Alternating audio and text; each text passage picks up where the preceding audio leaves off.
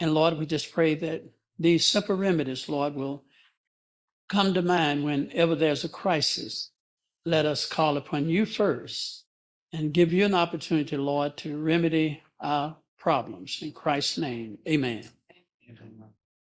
Okay, we're going to start the demonstration, but we just want to introduce Brother Mamon from. He's coming all the way from America in Tennessee with his son Zebulon, and we have Coach Nick. Brother Mamon is the founder of the Centurion Ministry, and he's been at this work for over 40 years. 52, sorry. 52 years, yeah. So what we want to do is just pay really close attention, because you may not get this opportunity again. And afterwards, we're going to have a love offering so that we can support the ministry. Okay, thank you, brethren. Good afternoon again.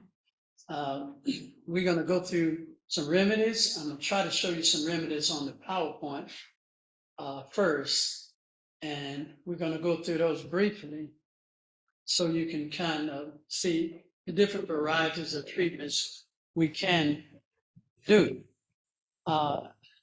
Some of them I will not get into. Like I told you earlier, I'm an herbal surgeon, and I do thousands of surgery, from brain surgery to breast surgery, many different types.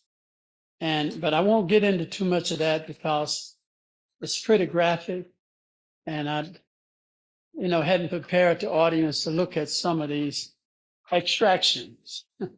You may not have a stomach to see some of the different procedures that we do, but it's maybe in a more favorable time, we could actually show you the removal of tumors out of a person's body. But my dear sister here, I'm going to ask her to come up. You can come around this way, and she's going to share a testimony. And I was so blessed that she, you can come around. Mhm.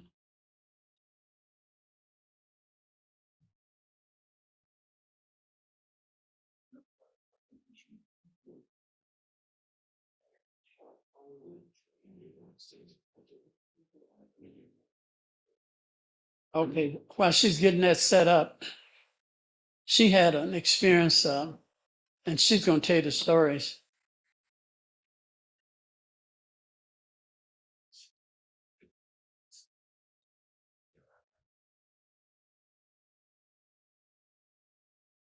Hello, church.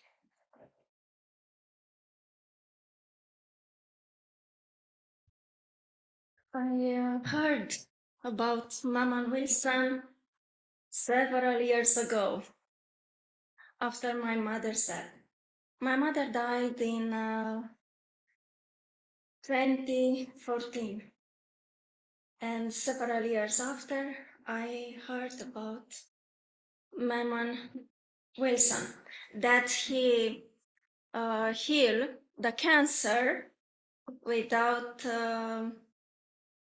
any surgery, but with God's remedies. And when you are ready, please tell me. Sorry. Okay. I knew from my friend told me that Mamon Wilson read the Bible and uses all the remedies from the Bible to treat the cancer. My mother died of breast cancer, and because I'm her daughter, sometimes I'm afraid of this illness. And in 2020, in October, I had a kyst at my breast, and I remembered what my friends told me about Mamon Wilson. And because I was alone in England, I remember that in the Bible it is a story of King Ezekiel. And please tell me, do you remember how was healed the king Hezekiah. Figs. Vegan. Exactly. And I remember that God told to King Hezekiah to use figs to put on the tumor. Exactly, on the tumor, and the tumor disappeared in 3 days. I was alone in England. I didn't tell to anyone in Romania. I didn't tell to my family because I didn't want them to be afraid of me. And I made figs. I put them in water. I mixed them, and then I applied on my breast. This is the picture from 3rd October 2020. After 1 day, 3 nights, consequently, I put it. After the first night, at the beginning, the kiss was something like this. After the first night, it became half, and at the end of the 3rd day, disappeared. But because I am trauma unbelievable, I made this treatment 3 months to be sure that it will not appear again. And all of this thanks to Mamon Wilson. God bless him and reward him. I consider him, and I told him at lunch, I consider him Ellen White in the male version. And if we think, I think this is very right. So I encourage you to read the Bible and to do it for yourself exactly what you find in the Bible. Because God is not wrong. God is right. And God is always good. Until now, I didn't tell to my family. But after this, I surely tell them. God bless you. Thank you, sis. God bless you. And reward you. God bless you. You too. What a wonderful testimony. And people are giving those testimonies all over the world. Some of the most difficult cases in the world come to us. And most of the time we work with the incurables. Over 80% of the people I work with have less than 3 months to live. And so this is a success story. Not all of them are this successful, but at least God do show us some remnants that his healing powers are still here today. So he's going to look at some when he get some of the treatments over here. Zebulon, you can, because I can't see what's going on. And we're going to go through some of these. I'm going to go through them real quick because for the sake of time, it won't take me long to go through these remedies here. But just speaking of cancer, I learned that cancer has a language. You have to understand the language of disease. And most people are just ignorant to the fact that disease have a language. And if you understand the language, you can communicate with it and you can figure out what's going on. I'm a strong believer that disease is a curative process, that when a person considers themselves diseased and sick, I consider themselves as getting well. When a person has cancer, to me, when they have cancer, they're getting well. When they have an open sore, a cancerous sore, to me, that's a language telling me that's cancer trying to get out the body, trying to get well. So I don't fight against the symptoms of disease. I simply aid the symptoms of disease. And that promotes the curative action. So most allopathic medicine, they fight the symptoms. They stop the symptoms. And they think when they stop the symptoms, they stop the disease. That's a false concept. Symptoms is a message telling you something is wrong in your body. I'm going to give you pain. I'm going to make you have a sore. I'm going to make you sick. I'm going to make you want to throw up so you can know something is wrong inside of you. God would do nothing unless he make it known to his servants, and he do it in a strange way. If we didn't get sick, we would never know nothing is wrong. And the mercy of God will never be exemplified. So to me, disease is a good thing. It's a curative action. Instead of fighting it, work with it and aid it. So we're looking at wound, urgent care. And if we obey God's commandments, God promised that he would not let the disease of the Egyptian or the disease of the world come upon us. We should not, as a people, be sick. We should not be. But we have lived too long in Egypt, and we have bared some of the scars of Egypt. God wants to cleanse us from that. God wants to get us well. I'm not going to go through this one here. I'm not going to play this one. This girl here, she had a severe arthritic knee condition. And years ago, Thomas Jackson at Meat Ministry and me was two young guys that learned the medical missionary work together. Some of y'all may know Thomas Jackson at Meat Ministry, well-known medical missionary. We got started in the work together as young men. This girl was scheduled for a knee replacement, and we simply took that garlic, hold that garlic bulb up there for me, brother. We took this garlic bulb, whole bulb, and we chopped it up and we put it in a blender and we made a paste out of it. And I put a poultice on her knee that put big blisters in her knees, as big as a chicken egg. It was a 3rd-degree burn. And it looked bad. It was very painful. Then after that, I took a sterilized needle and I pricked those blisters and I drained all that inflammation off her knee. After that, she could walk pain-free, no problem at all. I do advise you not to give this treatment to a diabetic because you should not blister a diabetic. So I'm not going to play that. I'm going to go to the next one. This is another treatment here. This is a wonderful treatment. This is the infrared treatment. We'll play this one here. Let me go back. This is an infrared treatment. And all it is a 250-watt infrared light bulb. It's a red light bulb. And I've rubbed DMSO, and she has some DMSO in that bottle right there. Mm-hmm. Yeah.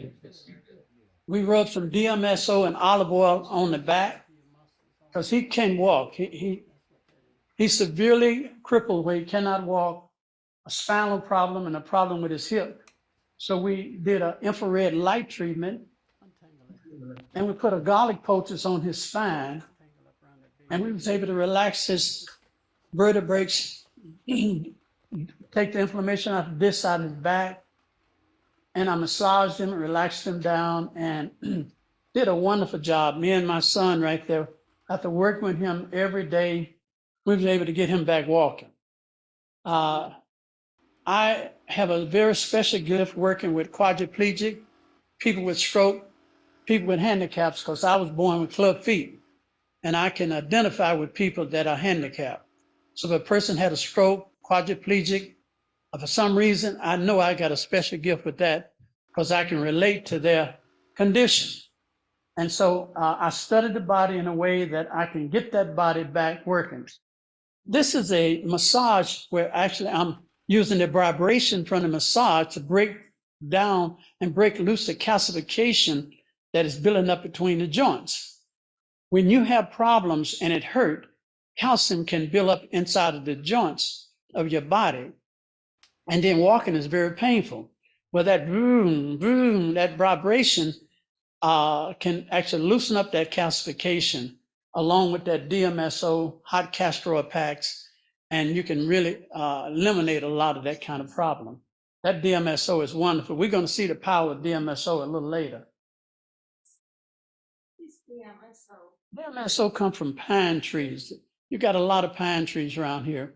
They are evergreen trees. It's the water soluble condition they get from the sawdust out of pine trees. And it's a solvent. A solvent is something that if you put on your body, it will go right to your bloodstream. It will penetrate through your body into your bloodstream. The best way I can get you to understand what a solvent is, doctors, they have pain patches, they have nicotine patches, codeine patches that they put on your body. They don't have to inject you. They just stick it on your body, and the codeine, nicotine will absorb right into your bloodstream. Well, DMSO, if I took nicotine, DMSO, mixed it with some codeine and made a patch out of it and stick it on you, it would take the codeine right to your bloodstream, and it works the same as a pain patch that doctors give you. That is a very powerful natural remedy. It can be very dangerous too, because if you have any toxic substance on your hand, it could absorb into your bloodstream and cause some problems. So be very careful with it. This is a fever bath. This is probably one of the most powerful remedies you can do for cancer. It boosts the immune system in particular. I know no other treatment that would stimulate your immune system better than a fever bath. What a fever bath do, it stimulates your bone marrow to produce what we call phagocytosis. Phagocytosis is where your white blood cells is your main immune cells. The fever treatment creates artificial fever. The fever then stimulates your bone marrow to release the white blood cells to go out and to remove any foreign invader, toxin, microbe, bacteria, infection. It'll move it out of your system. No treatment is better than a fever bath for this. If you're working with a really serious case, you always want to try a fever bath, but be very careful with this bath because they can get too hot, they could faint, and so you want to check their vital forces, vital signs. You want to make sure their heart rate is good, and you always want to have something cold compress that you can put on their head or on their heart, and always have a pail of cold water just in case they feel faint. You can throw cold water on them.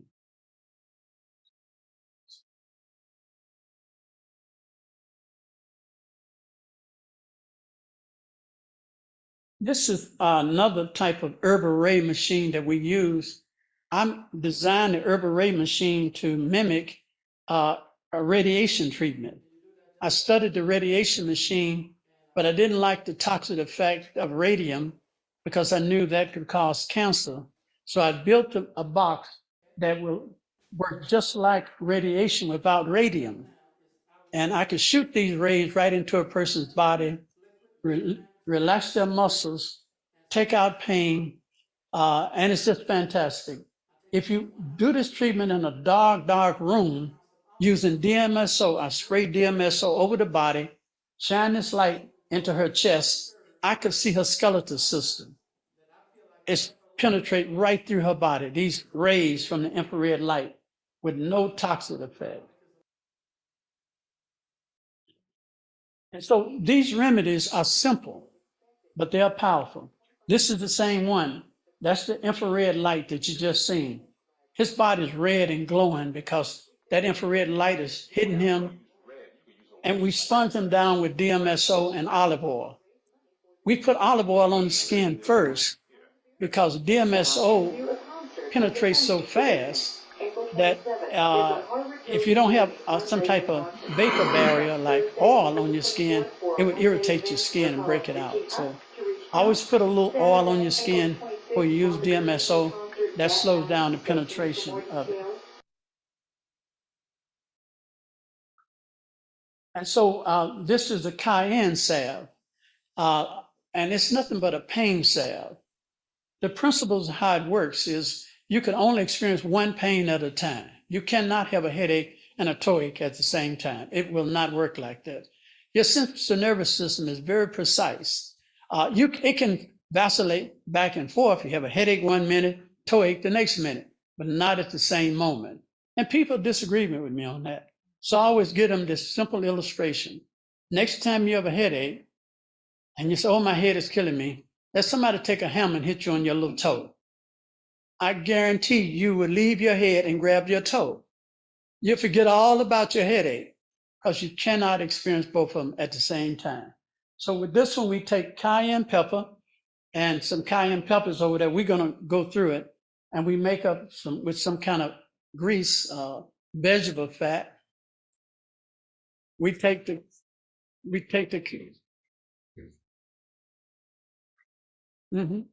yes. Okay. We take the cayenne pepper with a little grease like vegetable fat or coconut fat, and we take some peppermint, eucalyptus in it. We mix that so peppermint open up your pores and it allow the cayenne pepper to slip down in between your skin and it burn. And the principle of the fact is we create pain to stop pain. Those hundreds of thousands of particles of cayenne pepper get in your skin and start burning. Your central nervous system recognizes that and is shut down your pain sensors so that you don't have pain. So it's really fantastic how cayenne pepper works to steal pain from your original pain site. This man had breast cancer that was so bad and had a big tumor growing out his back. And so what I did, I put a big, thick cayenne salve on his back.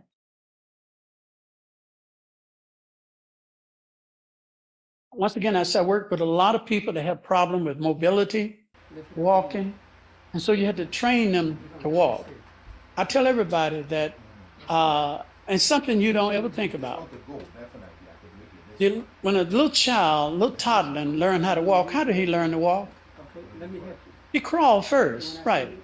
For some reason, us smart people forget that. So you want to teach somebody how to walk, you try to stand them up and make them walk, they're going to fall over on themselves. But if you do like a little child, teach them how to crawl. If they can crawl, they can walk. So the first thing I do, I get a nice carpet, we get on the floor and I say, let's learn how to crawl. And after they can do that, I do floor exercises like here. I get there and we do pretend we're walking. And that get them going. And so what I'm doing, I'm talking to him. I'm saying, now lift your feet up. Lift it up, put it down. Lift it up, put it down. And eventually, I'm helping him, yes, but eventually I'm going to stop helping him and I'm going to let his brain take over. Anytime you cannot walk, there's a disconnect between your sensory nerve and your motor nerves. And you have to reconnect that by talking to the person, tell them, now move your hand. Well, he can't move your hand. You move the hand for him, but you make him think he's moving it. One beautiful treatment we do for people having major problems, we take a mirror and we put a mirror in front of him where he can see the mirror, but he can't see his hand that cannot move. And we put both his hands, one here, with a mirror right here. And so we tell him to move your hand. And he can't move his hand, but he can move his good hand. When he moves his good hand, he thinks he's moving a bad hand because he can see in the mirror that his hand is moving. He says, I'm moving my hand. You're not moving your hand. I know he's not moving his hand, but it looked like he's moving his hand. And it would connect his brain to his sensory and motor nerves, and eventually he'll start moving his bad hand. It's just a disconnect, that's all.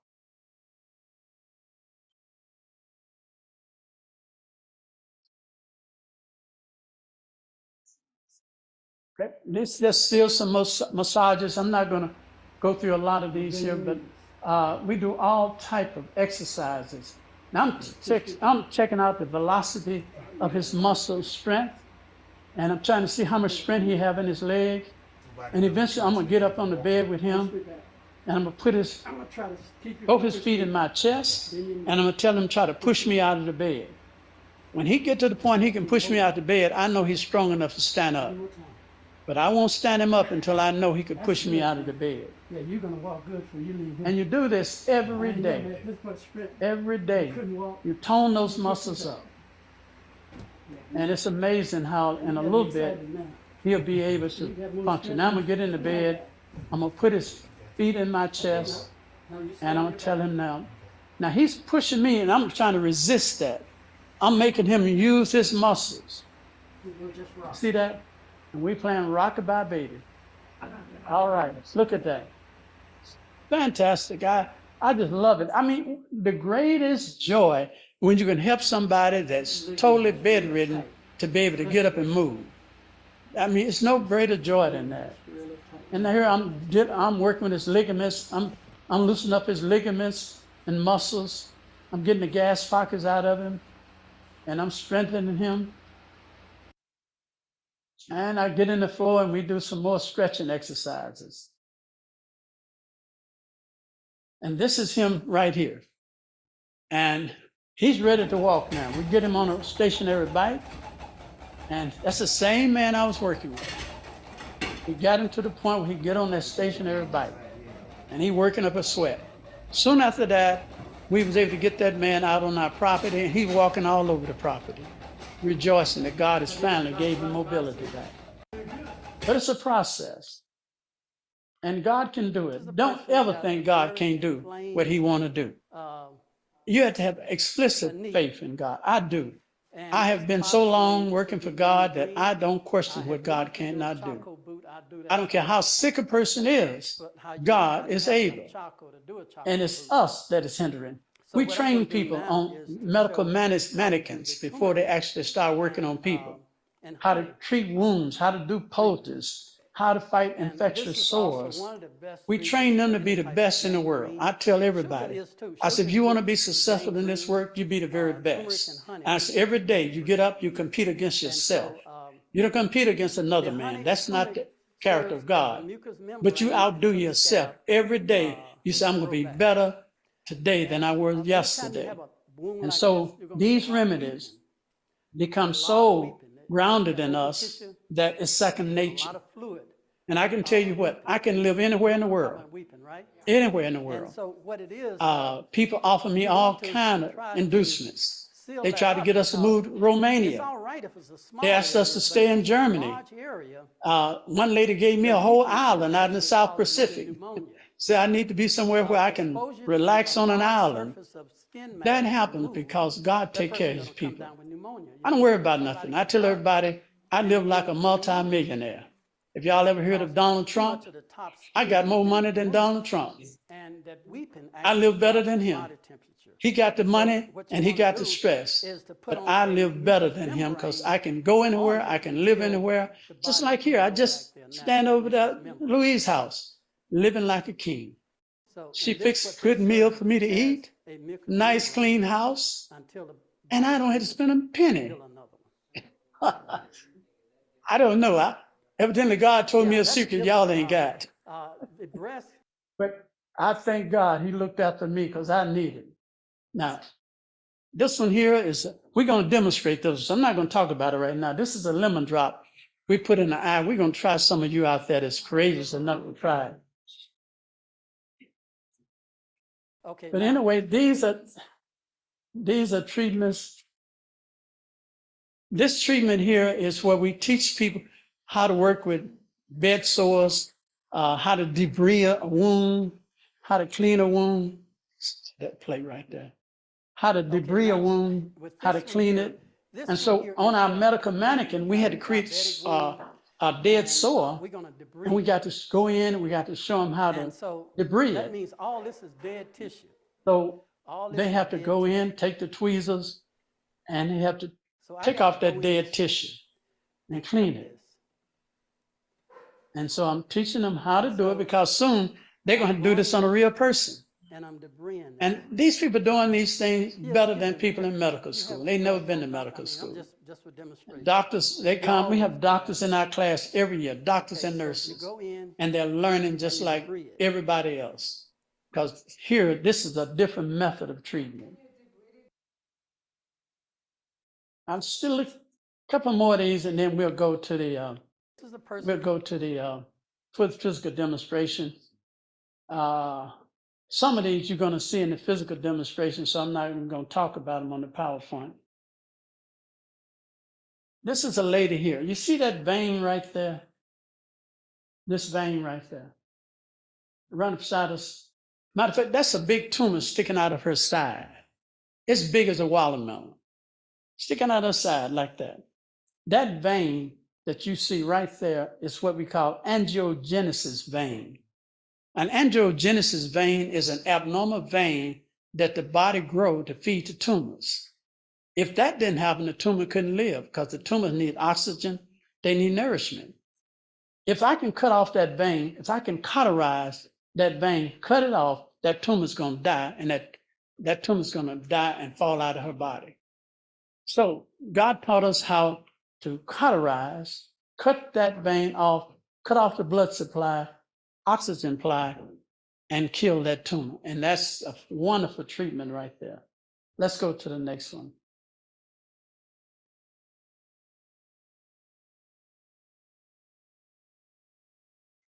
Let's play this one here. And now this one here, take a little courage to look at. This lady is throwing up. She's throwing a bowel, B-I-L-E. Bowel, that's bowel from her gallbladder. That's not bowel from her bowel movement. That's from her liver and gallbladder. But she had that big tumor. That's the lady who had the big tumor in her side. And watch and see. She's going to gag like she's going to throw up. And look, the sweat's going to shoot out of her side. Okay? That's necrotic fluid shooting out of her side. Do you know what opened that up? The same thing this sister did. She took a fig poultice, put it on her breast, pulled the tumor out. I put a fig poultice on that big tumor. It took the whole top of that tumor off and shot all that necrotic fluid out of her body. So let's go over here now, Zebulon. I think y'all seen enough of that. I mean, I could show you a lot of brain tumors that I work with, facial tumors that I've taken out. I don't think some of y'all ready for that, but no. I mean, you might not want your children to look at it, but it's quite dramatic when you see a lot of these tumors. People, half their face took off. I had one man was shot in the backside and blew his whole backside off, and I had to dress it and clean it, and it's quite a job. It really is. And you said, well, I don't know if I could do that. Well, you have to do it because what other hope do they have? And you think about the suffering, you do the best you can. Okay, we're going to look some of these remedies here. Zebulon, there's a cabbage over there, and we're going to get this cabbage ready because we have a patient that has inflammation in the knee, and we want to pull out that pain and inflammation out the knee area. And cabbage has oxidizing enzymes in them. That means that when you release those oxidizing enzymes, you can use it back into that big knife, that white one, and just pound it. Cabbage has just beat on it like you're beating it up. Mm-hmm. Oh yeah, use one of the bottles. Okay, see, she already know a medical. She already got a medical missionary here.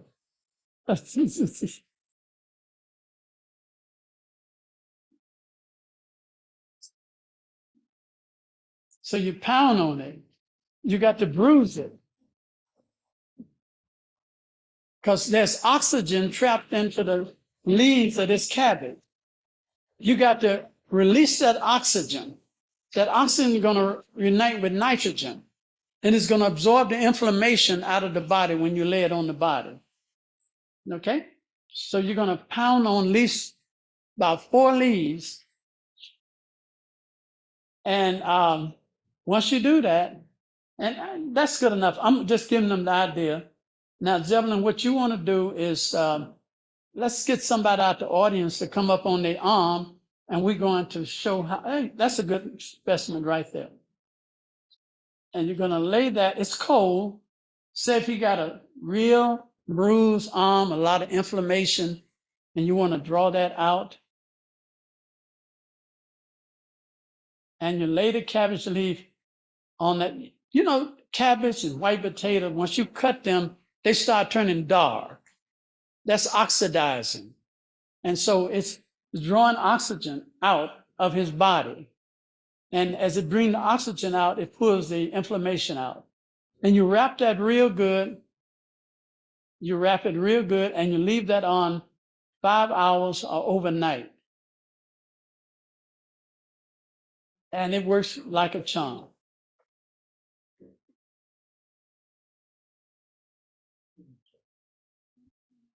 And you can use the white potato, you can use the cabbage, you can use any type of starch. Starch in particular would oxidize. I really like the cabbage though, because it is just fantastic for this purpose. Then when you do that, you take this saran wrap, plastic wrap right there, and you open that up and you're going to wrap that. The reason why you want that plastic wrap is because it's going to trap the heat. Even though this cabbage is cold, once you put this plastic on there, it's going to generate heat from deep inside of the tissues and muscles out of his body. And it's going to become a really warm poultice. And as it heat up, it's going to relax the muscles, pull out the inflammation. Very good treatment. Can be applied on your back, your knee, anywhere in your body. And this treatment, you don't have to. That would make it work better. But this one here will work without DMSO because those oxidizing enzymes actually produce a form of DMSO in themselves that's in the leaves of that cabbage. So they did a real good job on him. So in other words, he can walk around, he can sleep with it. Very good poultice. All right? Very good. I remember I was in Dominican Republic, which is one of my favorite places, and I was way up in Santiago, up in the mountains, and we was walking through the mountains, and a little child fell and broke their arm. And and I knew I had to go to work, and I had no way to visibly see that it was a real bad compound fracture. So I laid the child down flat on a table, and then I took a stone, a heavy stone, and I tied it into some cloth, and I held the stone up, and the child had his arm sticking out over the bed, and I dropped the stone. When I dropped the stone, it snatched his hand down and snapped his arm in place. Plop, plop, plop, went back in place.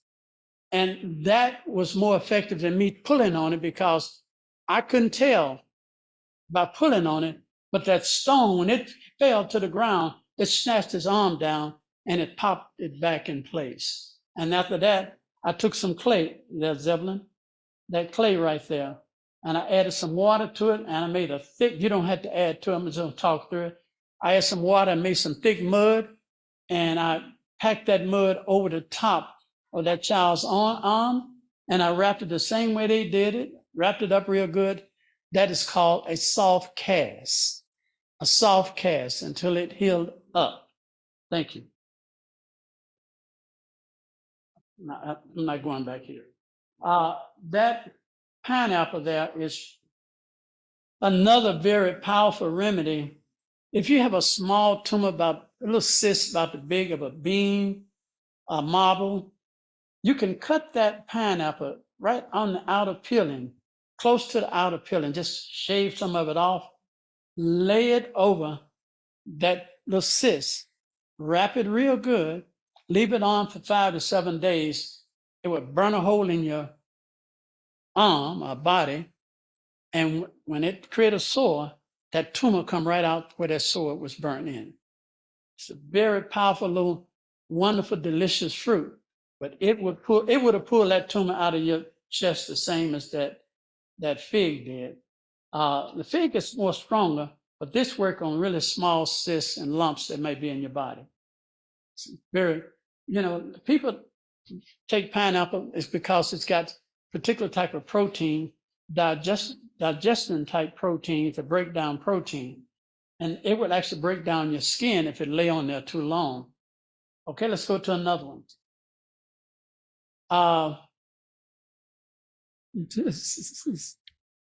That grapefruit over there, this is one of my favorite ones.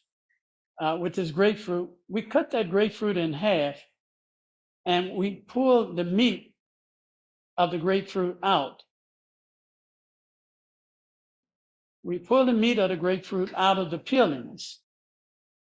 And it takes a little bit to get it out without tearing up the grapefruit, but we actually pull the meat out of the grapefruit and then we marinate it in Epsom salt. In other words, we cover it up with Epsom salt. And then we take it and we put it in a pot of about a half a liter of water. We put 1 cup of Epsom salt in the water. 1 cup of Epsom salt in the water, and we boil that for about 3 minutes. And then after we finish boiling it, we take the meat out and we put it on the table again, and we marinate it again in Epsom salt. And then we put it back in the peeling. And after we put it back in the peeling, we it's not easy to take that out without tearing up the peeling. Now I can do it really fast because I do it a lot. I mean, people, oh, that's easy. It's not easy to do that. But anyway, you take it out, you marinate that in that Epsom salt right over there. You don't have to open it up. And then you take that and you put that in about a half a liter of water. You boil it for about 3 to 5 minutes. Then you take it out to hot water, put some more Epsom salt on it, put it back in the peeling, and then you simply put that on top of a person's bruised body. Anywhere there's a laceration, like it's got a cut that needs stitches, if you do this quick enough, they won't need stitches because it will draw out the inflammation and the fever and allow the body to heal naturally. What I explain to people is when you get cut, your wound is open and the tissue is not touching. It's not touching when you cut. But what you want to do, you want to make sure you keep the swelling down so the tissue will touch each other, because your body secretes a mucus, a sticky type mucus called pus, and it's like glue. So if you can keep the swelling, it will close back up and it will seal itself. This grapefruit keep the swelling down so the tissue will touch itself, and that the natural glue that the body produced will seal it back, and you don't need stitches. Very good treatment. I love it. Anytime I'm working with somebody got real bad laceration, I go for that. Let's go back to that cabbage. Work with people that got a stomach ulcers, gastric ulcers, and they got in a lot of severe pain. We simply take that and we juice that cabbage juice. We let them drink about 3 to 4 ounces of cabbage juice. That knock out gastric, stomach ulcers, or gastritis, knock it right out. If they got, there's 2 types of ulcers you can have. You can have gastric ulcers, which is the stomach. You can have peptic ulcers, which is the small intestines. If it's peptic ulcers, pick that white potato up right there. We juice the white potato. The white potato juice is good for peptic ulcers. The cabbage is good for gastric ulcers. So just knowing that can make a difference, okay? Let's go to something else here. Lemon. We cut a lemon in half, and I don't think nobody wants us to try them, but I'm gonna ask what my little girls that wanted to help me at. She went home, okay. Well, anyway, okay. Okay, would you like to come up and help me? Okay, come on then. All right. And you take this lemon right here, and you walk down there and ask somebody, do they want a lemon drop in their eye?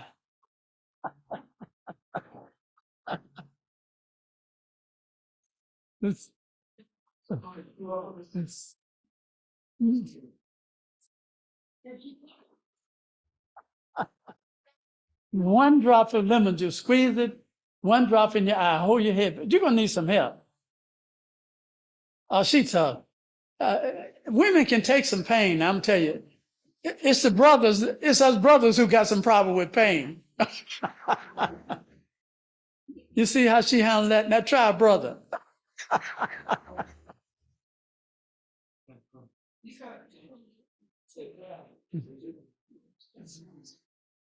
Look at that.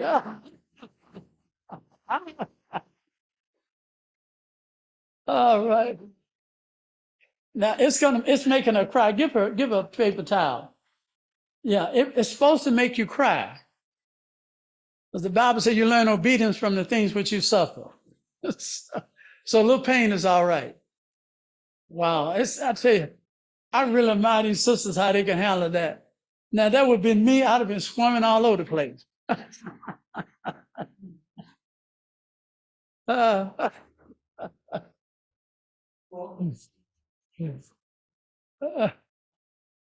it's good for strengthening your eyes. I'm 76 years old. I don't wear no glasses. I read too much. Okay. It strengthens your eyes so you don't need glasses. If you got cataracts, it would dissolve the cataracts. It's good for glaucoma. It's good for weak eyes.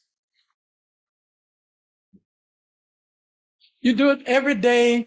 You take one drop of lemon juice in the morning, one drop of honey at night. One drop of lemon juice in your eyes and,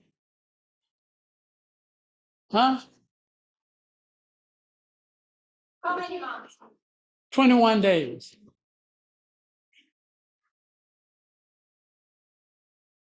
Let me explain it. No, let me explain it. If you want to strengthen your eyes,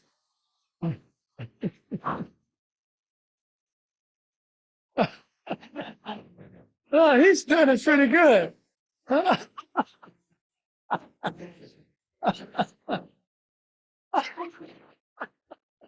Get him a paper towel, you know. Oh, he's doing pretty good.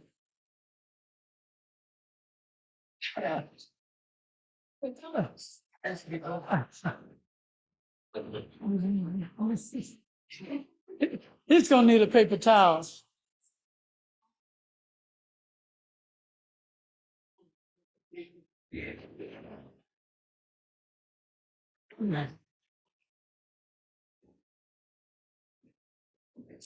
Okay,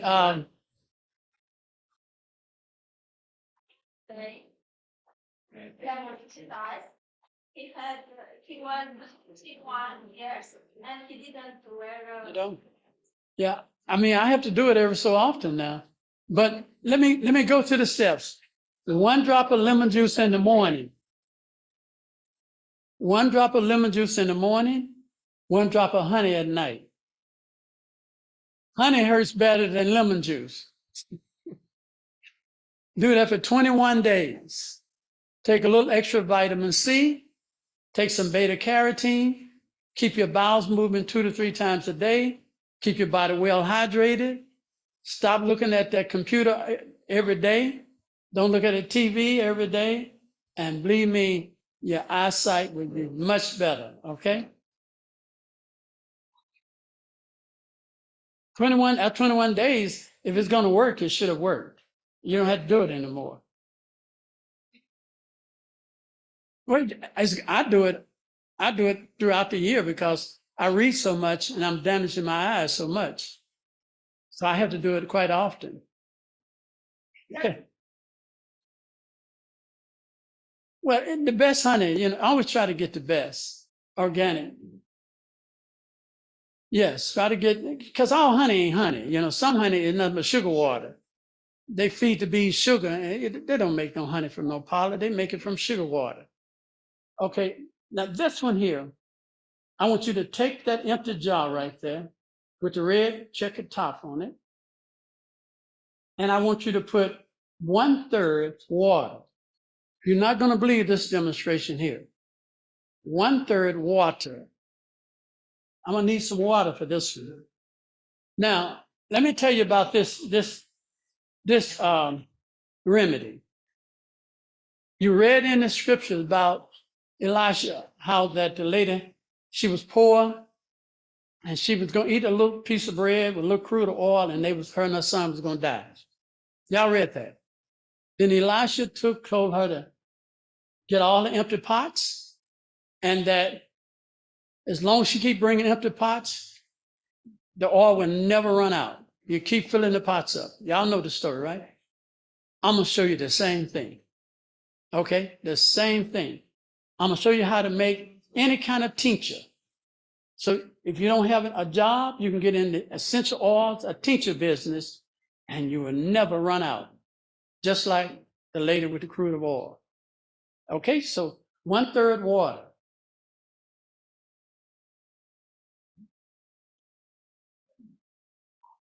That's it. Okay, now the DMSO, 1/3. Now, don't worry about wasting your ingredients. Just watch what's going to happen. Take that top of it.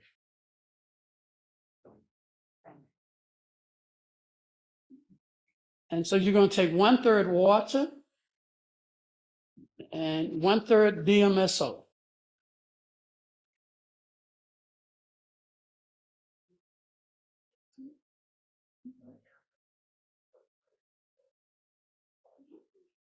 DMSO is a very powerful solvent. Go on up a little bit more, right there. Now put that whole bottle of peppermint in it. It's a little bit of bottle. See that peppermint? You can use any essential oil, but we got peppermint. We're going to put, that's about a 1/2 ounce, I think it is. We're going to put about a 1/2 ounce of peppermint in it. And you know what we're going to do? We're going to convert all of that water and that DMSO, we're going to convert that to peppermint. So you look like you're destroying a 1/2 ounce of peppermint, but you're not.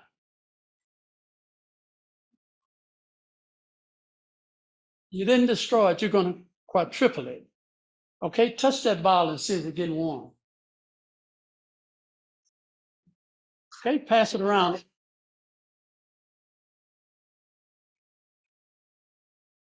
Pass it around.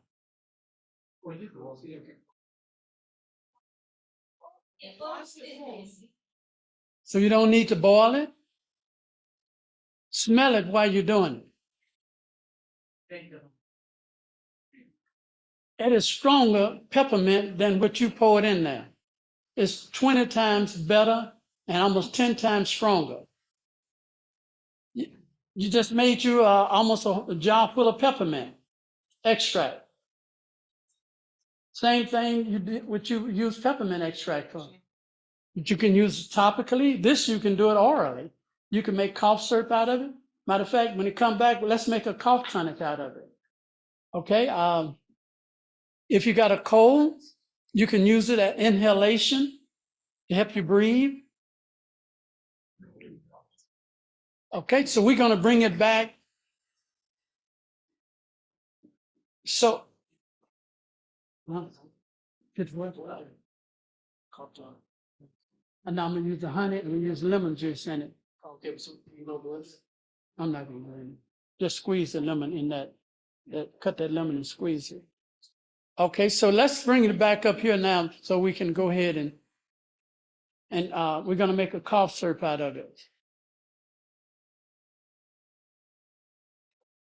So anything you use peppermint for, you can use this. The only difference is this has no alcohol in it.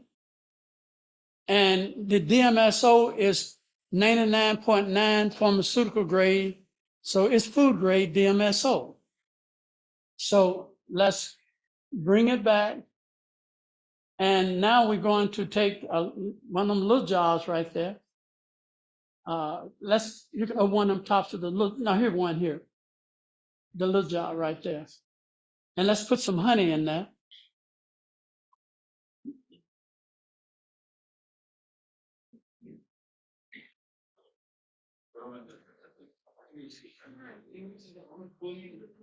Yeah, we're going to pour some honey in there. How much? Can't fill it up because we're going to put some almost. So we're just going to make, yeah, I'll let you know. Put some more in there. Okay, that's good. That may be a little too much. I got to put some lemon juice in there also. Pour a little of that out back in there. Okay, let's try it. Let me look at it now. Pour a little bit more out. Okay, now put some lemon juice in there. Cut the lemon in half and squeeze the lemon. Now I'll give you the proportions. These not going by my proportions here. What you want to do,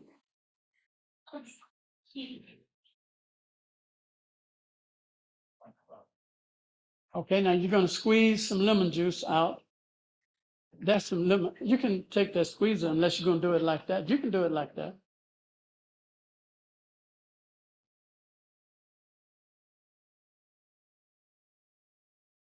Let me give you the measurements for making this. You take about 8 ounces of honey. Take the juice of 3 lemons and take about a half ounce of, I'm going to say less than that, probably about a teaspoonful of peppermint, and put about a pinch of cayenne in it. What's that? You need to twist it. I should have had some women up here doing this here because they know about cooking. All right. Yeah, let's pour that in there and see what happens.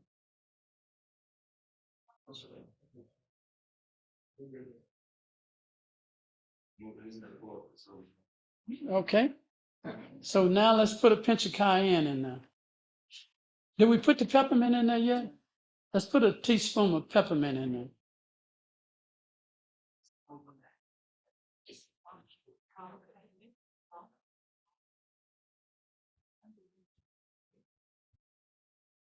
That peppermint is strong. You see, I can smell it all over here.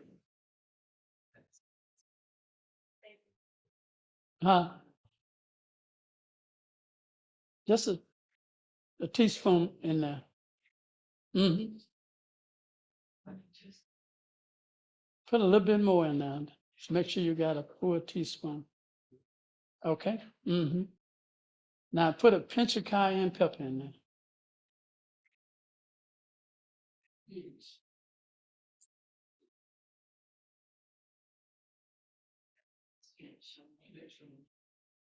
The heat unit is 95. 95. That should be okay right there. Put that in there. Okay. Now mix that up. Put the top on there. Mix that up real good. And it should be a nice little cough tonic that's got a little kick to it.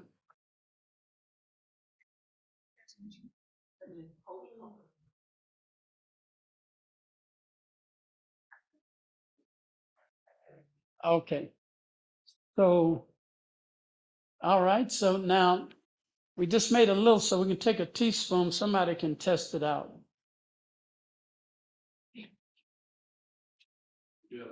Me. This is the background he wants to. Yeah.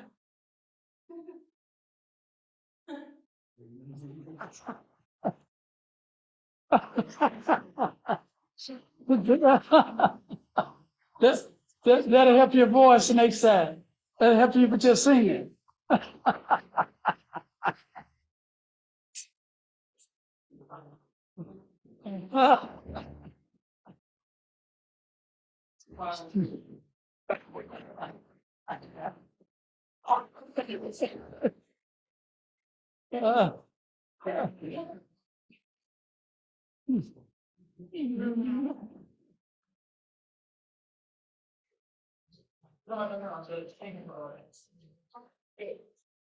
Okay, so we're just about to the end of our program.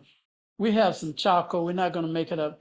A good poultice is a charcoal flaxseed poultice, which is really good. You can pick up the charcoal.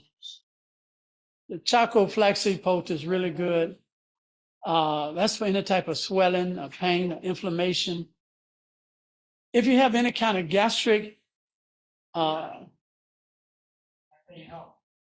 any type of gastric problems like stomach ache, pain in the stomach, take a tablespoon of charcoal and some water, drink it. It'll really settle your stomach real fast with that. That's activated charcoal. You can also use it as a poultice. You can mix flaxseed, a bag of flaxseed. You can boil your flaxseed tea and then mix your charcoal in the flaxseed tea and make a thick poultice out of it. It's a really good poultice for dealing with inflammation and pain. Okay, that's about all we're going to go through. Is there any questions before we start? Yes.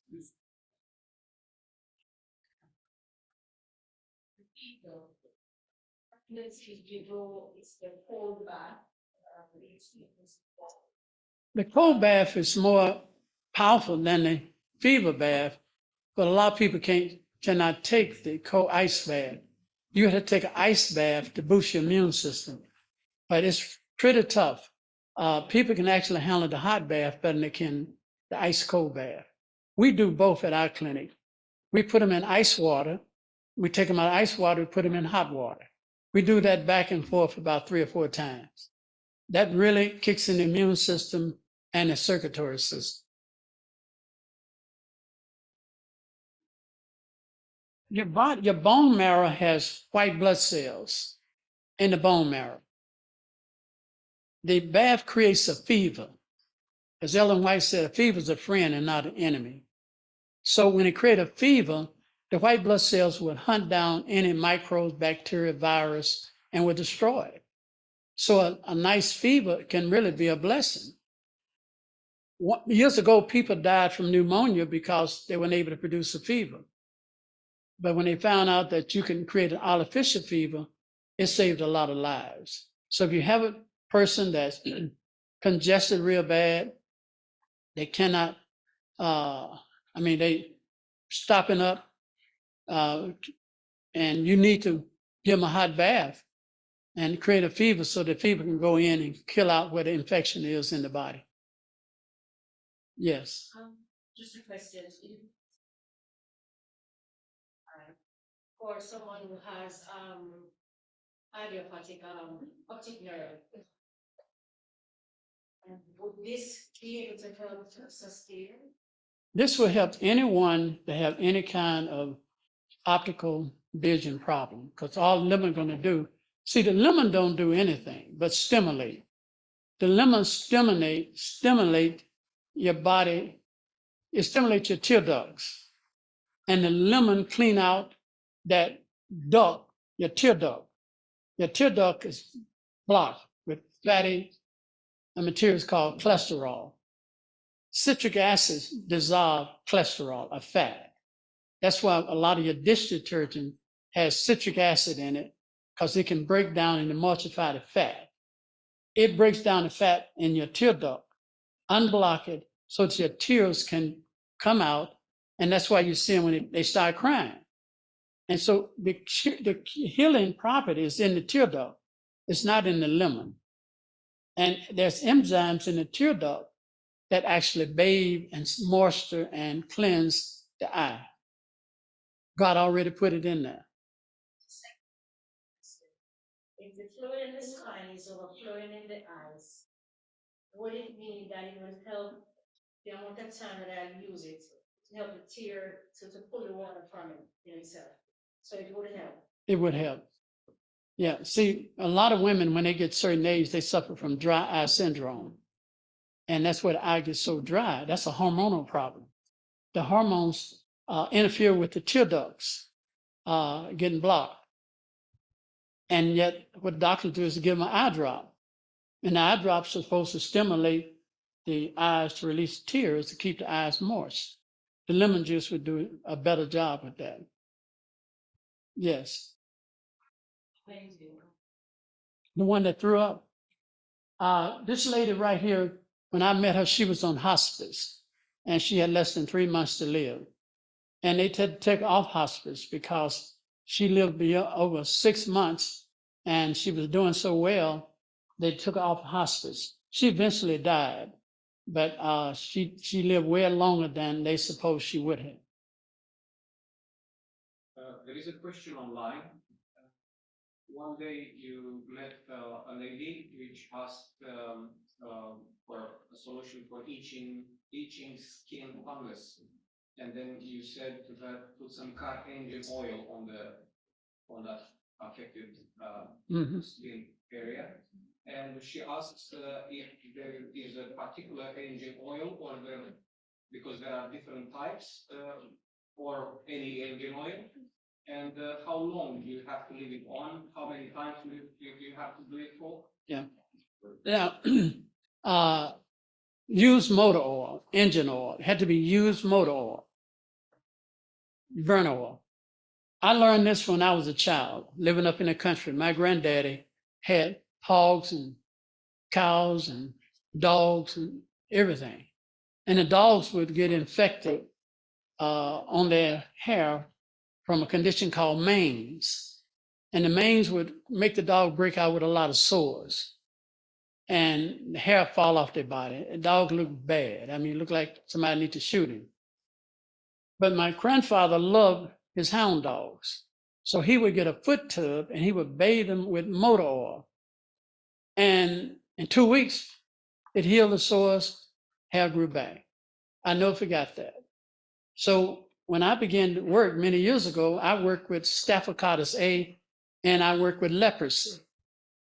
I work with both of them, and both of those conditions are real bad staph conditions, where the staph bacteria, all of us got staph, but people with leprosy, people with staphylococcus, flesh-eating disease, their bacteria is so strong that it start eating them up.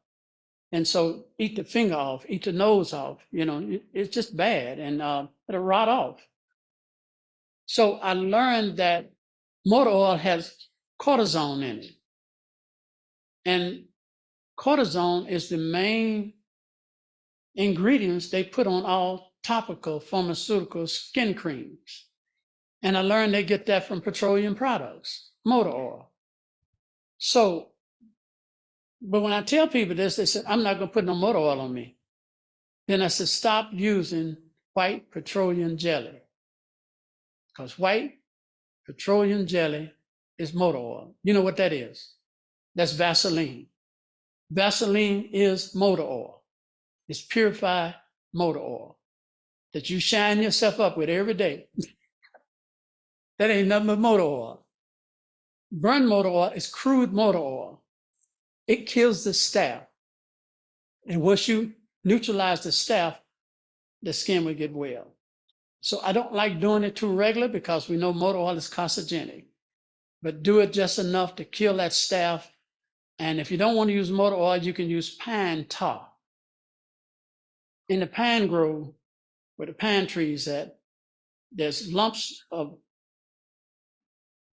tar, sap come out of the pine tree, and it falls on the ground and look like black dark rocks. That's pine tar. You take that, you gather up those stones, you put it in a double boiler, put a little olive oil in it, you melt it down, and you clean all the weeds and stuff out of it, and you got pine tar. Which is very expensive in the health food store. It would do the same thing as use motor oil if you don't want to use motor oil. No, get the regular used motor oil. If I'm mostly only synthetic. I know. Right. There is another question.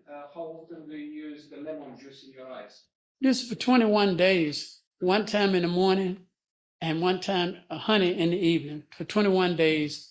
Now, again, make sure you take some vitamin E, beta carotene, drink some carrot juice, keep your bowels moving 2 to 3 times a day, keep your body well hydrated. Yes.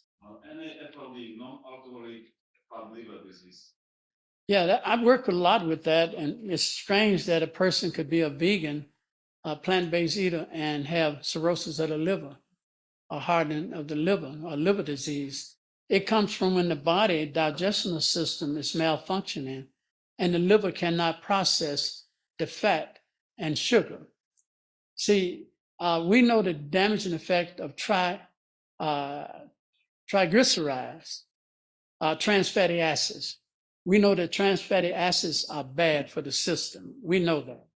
Trans fatty acids come from sugar and grease, or sugar and oil. That's the quickest way to mess your vascular system up. But when a person is eating a lot of sweets, a lot of starches, and a lot of oils, and their liver is not working right, it cannot break it down. It distill it and convert it to alcohol. Your body become a still, and it can turn certain foods into alcohol. And that can be just as damaging as drinking a fifth of whiskey. And that's where it comes from. So you've got to work on that digestive system to make sure you're breaking that fat down to fatty acids. You got to reduce the amount of fat, and you got to really get away from sugar. You know how they make corn whiskey? Where I come from, it's famous for making corn whiskey. You just simply get you some sugar and some corn, and you put it in a bathtub or a tub, and you heat it up, and you can make you still and make your own corn whiskey. So corn and sugar fermented can make whiskey. Well, corn is starch and sugar is sweet. If you're eating a lot of starches and sweet and your digestive system is bad, your body converts it to a still and you make your own alcohol without even drinking alcohol. This goes by your body. Except for sugar, is your body not able to break down the fats? And sugar.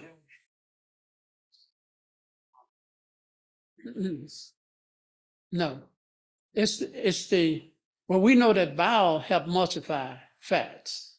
We know you need the bowel to be able to break down fats. But if the liver is malfunctioning, then the bowel can't do its job. And the fatty acids, fat is not converted to fatty acids. You do that with high consumption of sweets and sugar, with the body storing fats and not breaking it down, those fats and sugar will ferment in your body and make alcohol, same as you make alcohol with corn and sugar. It won't happen with fruit. But I'm talking about simple sugars. Simple sugar is different than complex sugar. Simple sugar is like simple. It's not complex at all. It's just one thing. But complex means it has fiber, roughage, and other minerals and elements in it. It slows down and allow the body to process the sugar so there's no problem. A lot of people, they say, well, you got cancer, don't eat nothing sweet. They don't know what they're talking about. The whole body, everything you eat is converted to sugar, except water. Beans are converted to sugar. Your greens are converted to sugar. Greens are carbohydrates. Carbohydrates is broke down to glucose. Fat breaks it down to fatty acids or glycerol. We got some glycerin over here right now, sweeter than honey, made from plants. And so protein is made down from amino acids, which is another sugar. Your body functions on sugar. God gave us fruits, grains, nuts, and vegetables. God never gave bananas to give you cancer. He never gave you avocados, mangoes, grapes. But there are people out there advocating, don't eat no grapes, don't eat nothing sweet. Then they're saying that God gave us fruits to cause cancer. God didn't do that. God did not give us a seedless grape, a seedless orange. He didn't do that. That is a genius amalgamation of the devil, making us think we got whole good foods. It ain't nothing but junk food and a plant-based package. Now, an orange that have no seeds, have no substance in it to produce another orange. How can it help you produce? It don't have enough substance to produce its own kind. Satan is the master of amalgamation. And he's so amalgamated fruits and vegetables that we think we're eating a wholesome diet, but we've been deceived by the master deceiver. Yes. Fruit is good, but if you eat fruit that doesn't have seeds, that's bad. Is that what you're saying? Okay, that potato over there is a complex carbohydrate. Okay, it's a root vegetable. Okay, if I turn around and slice that and make potato chips out of it, it's junk food. Okay, and now I'm looking at problems. But if I ate the whole potato without making French fries or potato chips, I got a good food. But the minute I'm going to live on potato chips, I'm asking for trouble. So we can take good food and make it bad. I tell everybody that special Seventh-day Adventists are the best cooks in the world. They're the only people I know that can take a handful of flour, some water, some seasoning, some grease, and make it taste like pork chops. I don't know nobody else can do that. Call it gluten. I don't know nobody else know how to do that. We're the best at that. But that don't make it healthy. Healthy food is eating about 85% complex carbohydrates. We should be eating about 80 complex carbohydrates, 15%, 10 to 50% protein, and 3 to 5% fats. If we ate that way, wholesome, close to organically grown food, there'll be no sickness among us, no high blood pressure, no diabetes, no obesity.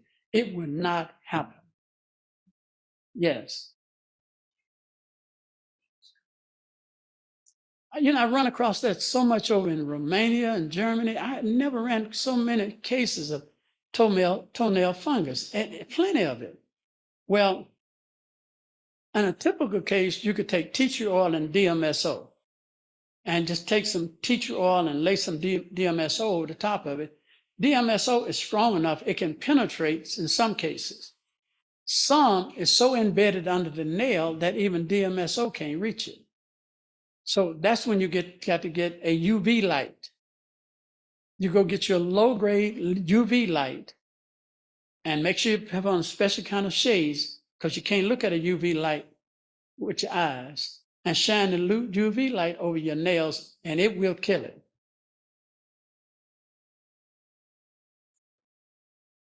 I know. And believe me, I've seen so many people over here got it. And I tell them, that's why I'm here telling you, some cases don't respond to it. You got to use that UV light. And they real inexpensive, those UV light. Well, I mean, as long as you wear those glasses, you're going to 2 to 3 times a week. You don't have to use it too long. Just shine it right over the nails and it will penetrate in there and kill it. Because on the other resources, they pop your nails off and kill it. Yeah.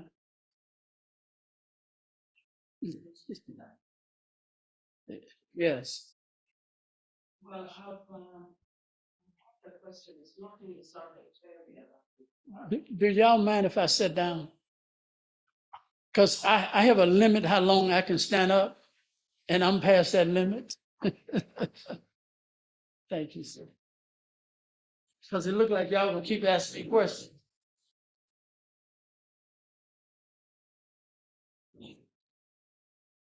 It's not a question alongside things you can't. It's about the effects of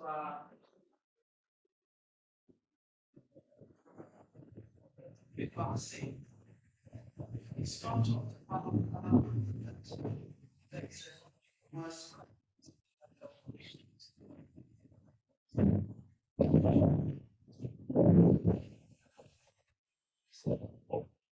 Yes.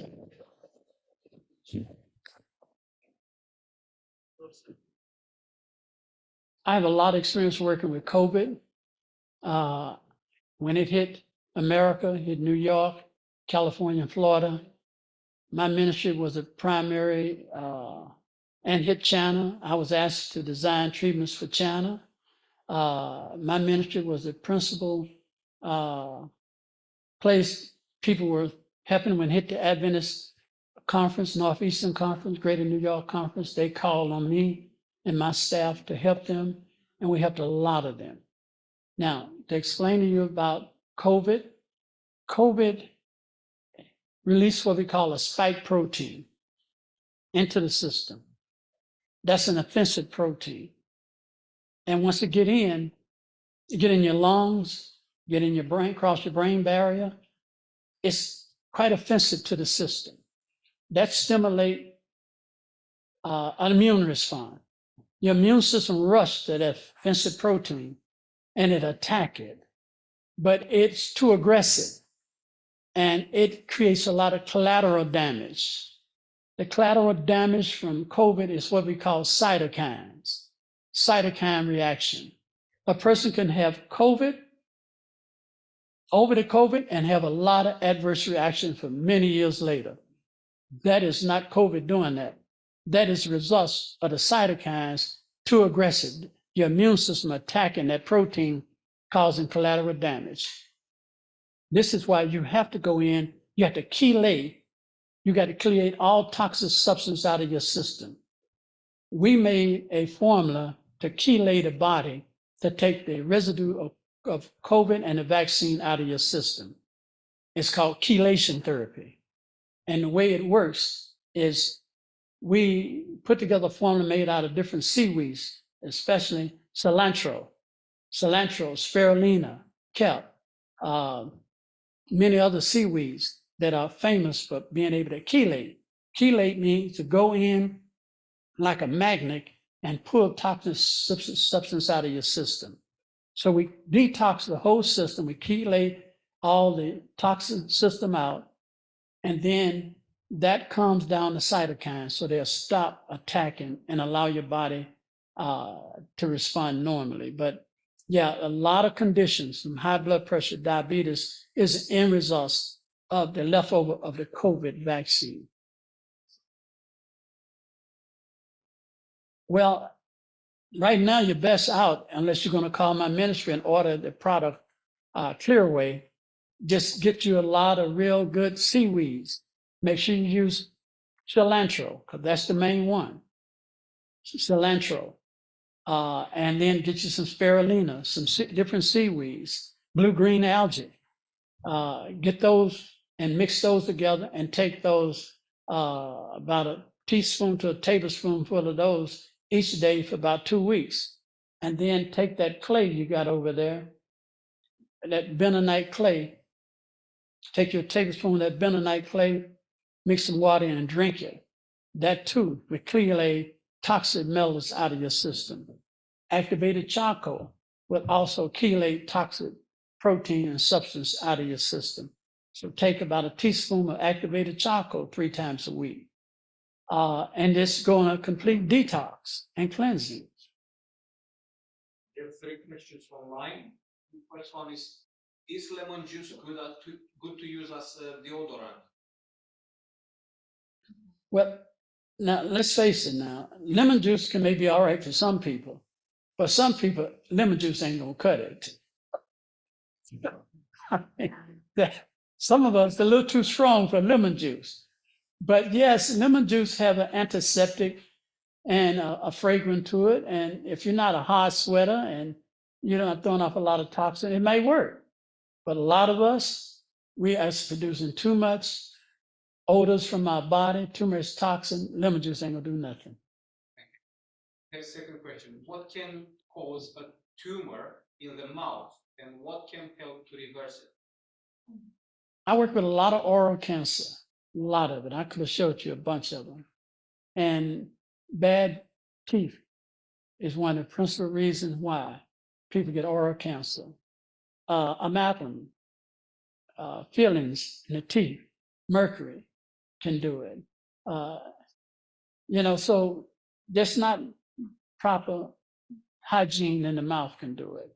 Anything that can irritate the gum can cause some problems there. So it's so many different ways a person could develop oral problems in the mouth. So oral herpes can do it.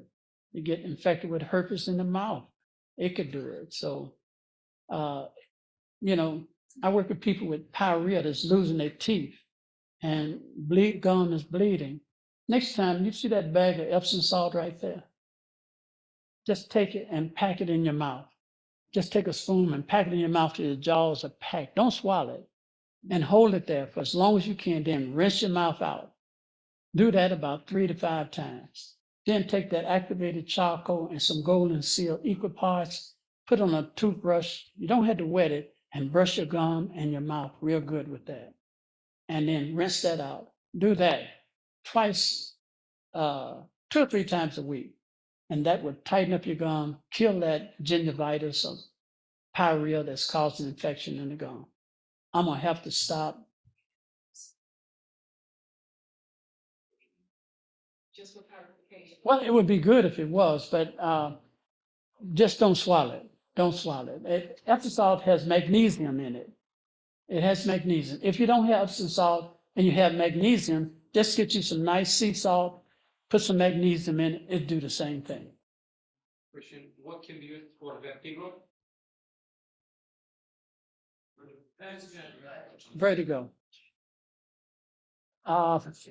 First of all, you need to ascertain what is vertigo. Vertigo comes from 2 principal sources. That is infection of the middle ear which throws equilibrium off, make the world spin around. So it can be an infection in the ear. It can also be irritation and infection in the bowels. So what we do, we detoxify the bowels and we make sure we remove any infection in the middle ear. And what we do with that, we simply take 2 to 3 drops of garlic oil, drop it in the ear, take an onion, cut an onion in half, heat the onion up, put an onion on your left ear, onion on your right ear, and tie it with a head bandage. Keep that on 3 to 5 hours. That pulls infection out of the ear. And then for the bowels, we put them on a good bowel cleanser. Clean them out real good, and we change the intestinal flora. The intestinal flora simply means that you have friendly bacteria and you have disease bacteria. You should have more friendly bacteria than disease bacteria. But the intestinal flora gets thrown off, and then the bowels become stagnated, and then that can cause a lot of problems in the gut. So change the intestinal flora, take some probiotics, acidophilus, and keep those bowels regular and clean. Stay good and hydrated. That's what I would do with it. Coming back to the previous question about the problems in the mouth, charcoal and what should be mixed with charcoal for your mouth? Epsom salt or what was that? No, with the Epsom salt is by itself. The charcoal and golden seal, equal parts, powder. And they brush their gum and their teeth with that. Jeffro Klaus of Back to Eden really gives a good treatment for varicose veins. I'm a little addition to it. Bad shoes. Bad shoes is a big problem with varicose veins, and exposure. Women in particular have a lot of problem with this. I don't know how women walk around with thin skirts on in the wintertime. I'm freezing with my long johns on. But they walk around exposing their extremities. That's one of the big problems with it. A woman should be as evenly clad as a man. When she don't do that, she's going to cause a lot of abdominal female congestion. A lot of her menstrual cycles are thrown off because she exposed her lower extremities to too much cold. Now, what do you do for varicose vein, phlebitis, and varicose vein? Phlebitis is worse than varicose veins. So they treat them the same way. What you do, you get you 2 5-gallon buckets. You fill one up with ice water. You fill another one up with hot water with cayenne pepper in it. And you put one foot in that hot, cold water, take it out, put it in the hot water. Do back and forth, hot and cold treatments. Then what you want to do that every day for about a week. Early in the morning, before the sun get all the way up, there's dew on the grass. That's what Jeffro Klaus said. Y'all know Jeffro Klaus, right? Jeffro Klaus said, get up early in the morning while there's dew on the ground and walk in the grass. When you finish walking in the grass, then walk on some rocks. And he said you would get a static reaction. If you ever touch something that said, that's static. So when you do that treatment, walk on the dew and then walk on gravel, static reaction happen in your legs. And that static causes your veins to push that blood up that is stagnated and increase better circulation. So that's what I would do. I would also use poultice. I would use a clay poultice on the leg to take some swelling out of those lumps. And make sure you don't wear tight shoes and tight socks that leave a mark on your ankle, because that can slow down circulation. Someone has a blocked ear, what can you do with that? Well, the same thing with the blocked ear. They may have too much wax in their ear. Your eardrum open and close based on sound. So sometimes wax get between the eardrum closing and it only cracks. And you hear something like roaring like a train. That's because it's not closing all the way up. So you got to dissolve that wax. And what we do, we take sweet oil, warm sweet oil.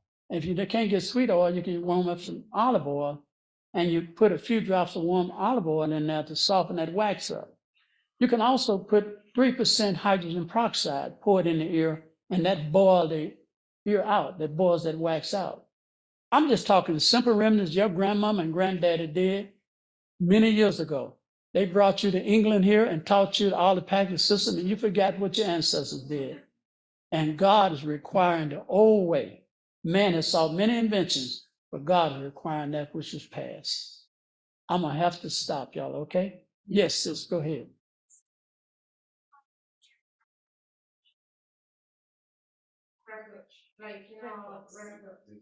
Reflux. Okay. I said, she hit me with one, I don't know what it is. Okay, gastric reflux.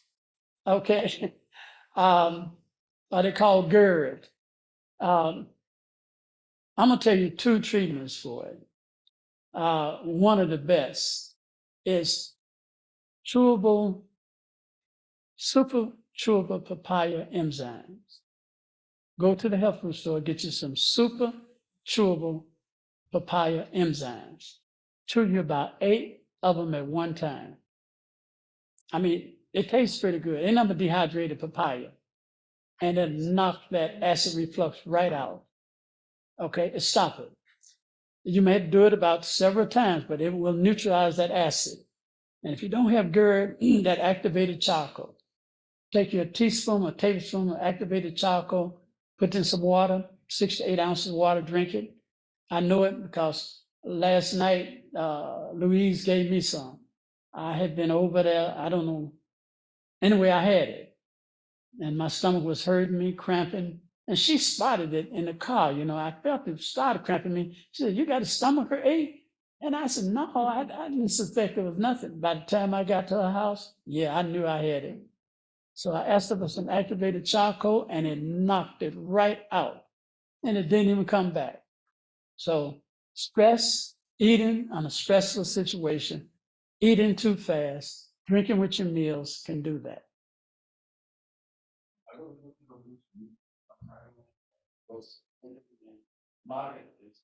Because RNA vaccines, which carries RNA information and change your DNA. So DNA your cells, when it reaches the cells in your body start to produce this spike protein.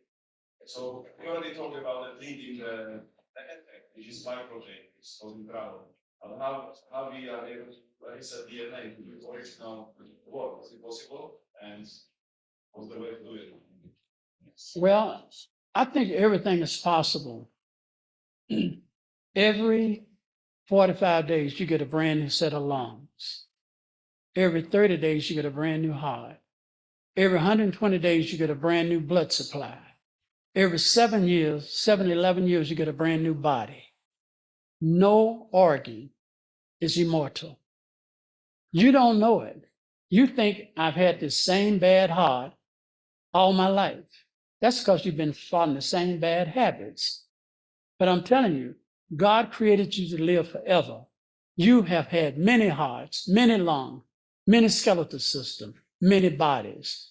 Your body is renewed every 7 years because God created us to live forever.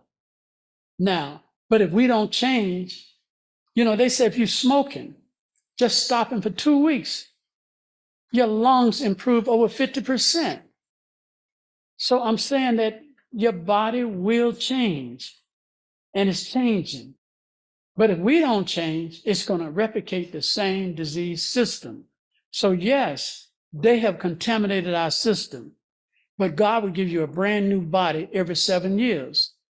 So get on a good program, make some major changes, and you'll see major improvements. I don't care what they put in your body.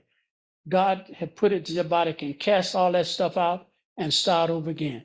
That's why he said you need to be born again. Being born again is not just spiritual only. We are being born again moment by moment and day by day.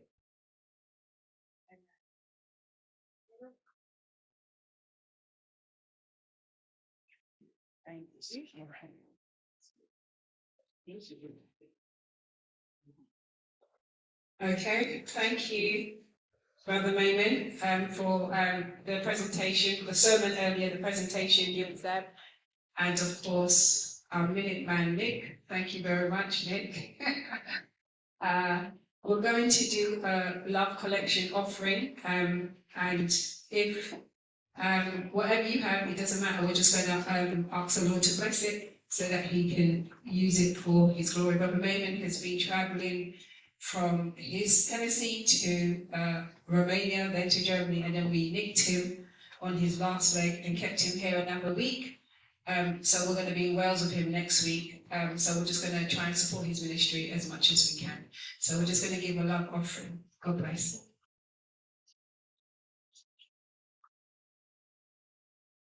Okay, while the bank details are going to be on the screen, we're just going to close off with a word of prayer. Okay, we're going to close off with a word of prayer. Brother Johnny, can you come and pray for us, please?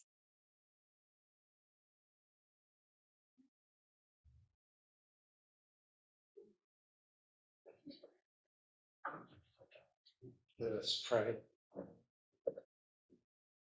Heavenly Father, I thank you that you've blessed us with a wonderful Sabbath day here today.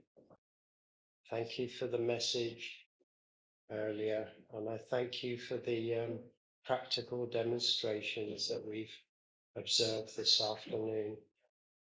I pray that we would truly take on board the medical missionary principles, Lord, and that we would realize that without your right arm, this gospel cannot go anywhere quickly, because the need is so great out there in the world and in the church.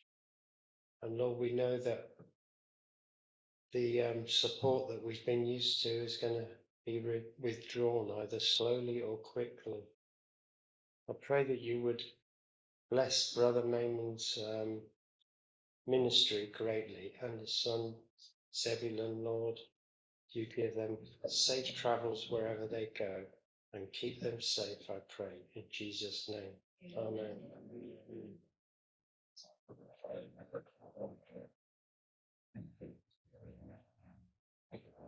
On the screen now.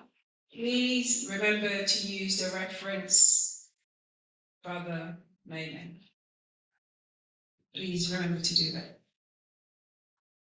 Or if you do some trainings in America, maybe we could visit your sanctuary, or anyway, we will talk about that. But thank you for all of you for being here with us.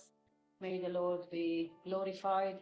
And as we approach the second coming, let us commit ourselves to serve him with all our heart and mind and soul, and use all these beautiful natural remedies to help people out there. And even among us, we are sick, and we need God's help, and we need his power. So may God bless you. Have a wonderful week ahead, and we wish you all the best in your journey, and hope to see you again. Hopefully you visit us again.